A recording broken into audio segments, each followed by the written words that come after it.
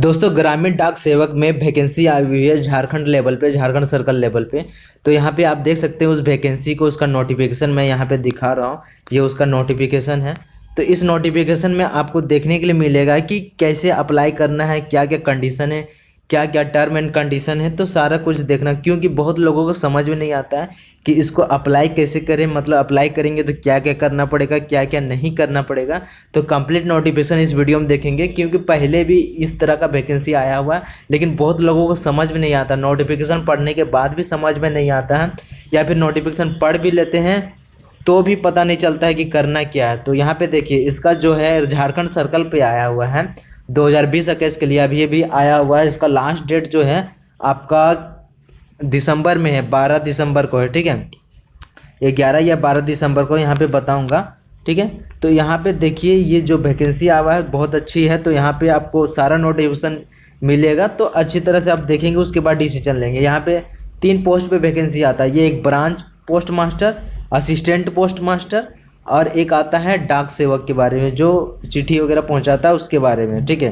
तो यहाँ पे देखिए, ब्रांच पोस्ट मास्टर के लिए यहाँ पे देख सकते हैं क्या क्या कंडीशन दिया गया है। सारा कुछ दिया गया कि आपके पास डिवाइस होना चाहिए, स्मार्टफोन होना चाहिए, लैपटॉप होना चाहिए, ये सब वगैरह ब्रांच पोस्ट मास्टर के लिए बोला गया है, ठीक है। जैसे जैसे हम लोग पढ़ेंगे वो सब आपको हैंडलिंग करने आना चाहिए।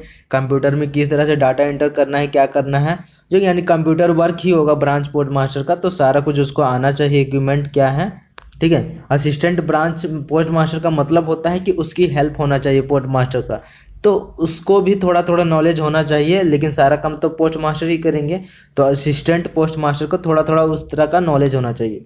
अब चलते हैं डाक सेवक। तो डाक सेवक को ये जो मेल वगैरह करना रहता है, ये डिलीवरी वगैरह, वो सबके थोड़ा नॉलेज होना चाहिए कि किस तरह से हमको करना है, चिट्ठी कहाँ पहुँचाना, लेटर्स किस तरह पहुँचाना, वो नॉलेज होना। अब यहाँ पे देखिए, बीपीएम को कितना सैलरी दिया जाएगा। बीपीएम को 12,000 दिया जाएगा। तो यहाँ पे देखिए कितना घंटा काम करना होगा। जब भी देखते हैं हम लोग पोस्ट ऑफिस में 4 घंटा 5 घंटा का ही काम होता है। बीपीएम को 12,000 दिया जाएगा अगर 4 घंटे का वर्क दिया जाता है तो, ठीक है। अगर 5 घंटे का वर्क अगर करते हैं तो 14,500 दिया जाएगा। और यहाँ पे डाक सेवक और असिस्टेंट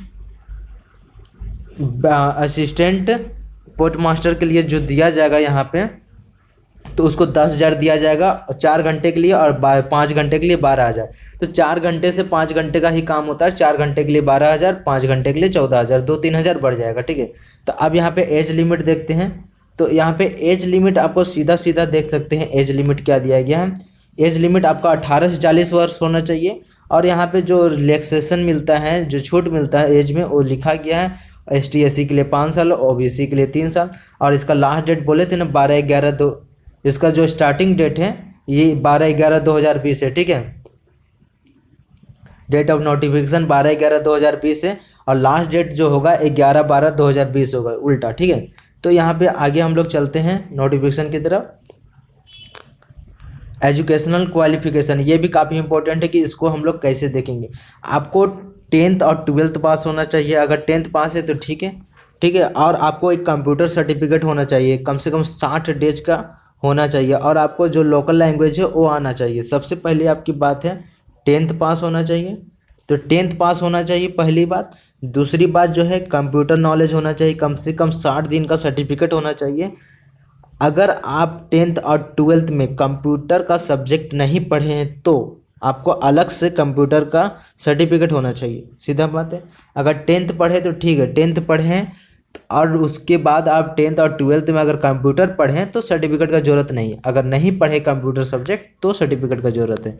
और हिंदी लैंग्वेज होना चाहिए। अगर आप झारखंड, उड़ीसा वगैरह से नहीं, झारखंड और बिहार वगैरह बिलोंग करते हैं तो हिंदी लैंग्वेज चाहिए, यानी सब स्टेट के लिए अलग अलग लोकल लैंग्वेज होना चाहिए, जैसे यहाँ पर लिखा गया सारे के लिए, ठीक है। तो इसको पॉज करके देख सकते हैं किसके लिए क्या दिया गया।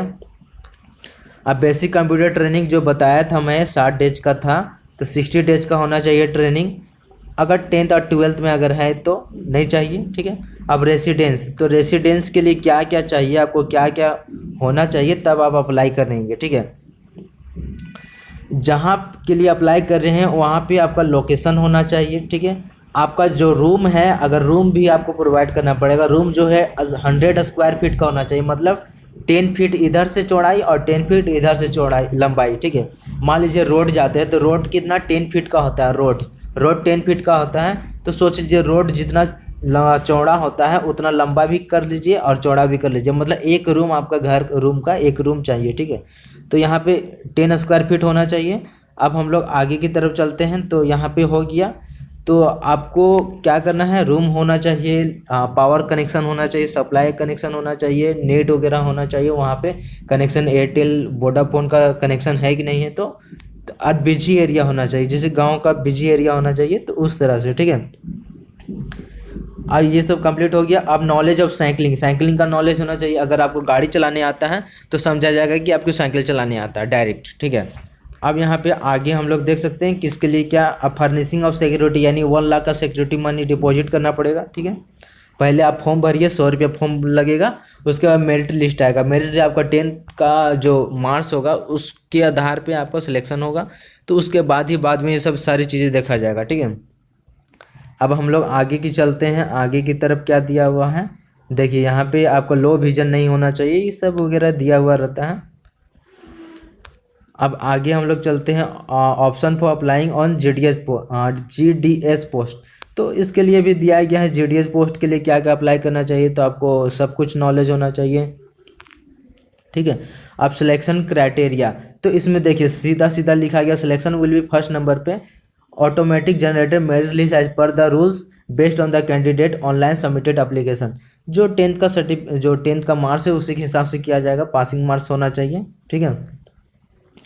अब आगे की हम लोग साइकिल ऑफ नोटिफिकेशन, ये तो उतना इम्पोर्टेंट नहीं है।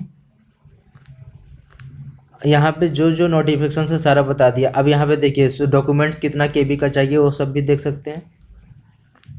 अब यहाँ पे कौन कौन सा डिवीजन पे है अप्लाई, यहाँ पे देख सकते हैं धनबाद डिस्ट्रिक्ट पे कौन कौन सा नंबर पे यहाँ पे वैकेंसी निकला हुआ है। तो यहाँ पे आप देख सकते हैं धनबाद में तो SO जो होता है, SO यहाँ पे DN धनबाद, BO धनबाद, फिर पोस्ट नेम कहाँ का होगा, क्या क्या पोस्ट होगा, 10,000 स्केल ऑफ है। Assistant superintendent of railway mail services Dhanbad RMC में आपको अथॉरिटी मिलेगा, वहाँ से आप वहाँ पे अप्लाई कर सकते हैं, वहाँ पे आपको काम मिल सकता है, ठीक है। तो यहाँ पे अगर आपका लोकेशन पे नहीं है तो आप डाक सेवक के लिए अप्लाई कर सकते हैं, ठीक है। तो यहाँ पे आप देख सकते हैं बैंक मैनेजर जो पोस्ट मास्टर के लिए अप्लाई करेंगे उसको सब आपको रूम वगैरह प्रोवाइड करना पड़ेगा, ठीक है। यहाँ पे देखो धनबाद बोकारो स्टील सिटी के लिए इतना दिया गया, चैनपुर, यहाँ पे बोकारो डिस्ट्रिक्ट के लिए अलग से नहीं दिया गया, धनबाद में ही मिला दिया गया, कुछ डिस्ट्रिक्ट को डायरेक्ट मिला दिया गया। तो यहाँ पे सारे डिस्ट्रिक्ट के लिए दिए गए, झारखंड का 24 डिस्ट्रिक्ट है ना, सबके लिए दिया गया।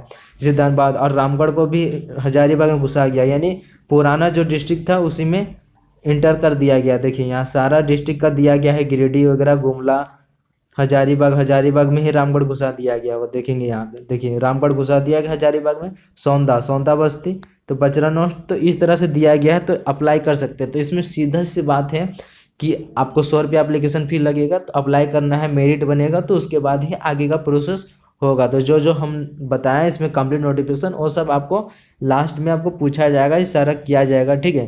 तो इस तरह का अगर नोटिफिकेशन चाहते हैं, तो रेगुलर नोटिफिकेशन चाहते हैं तो चैनल को सब्सक्राइब कर लें, बेल आइकन को दबा दें ताकि नया वीडियो अपलोड हो सीधा नोटिफिकेशन आपके पास चला जाए।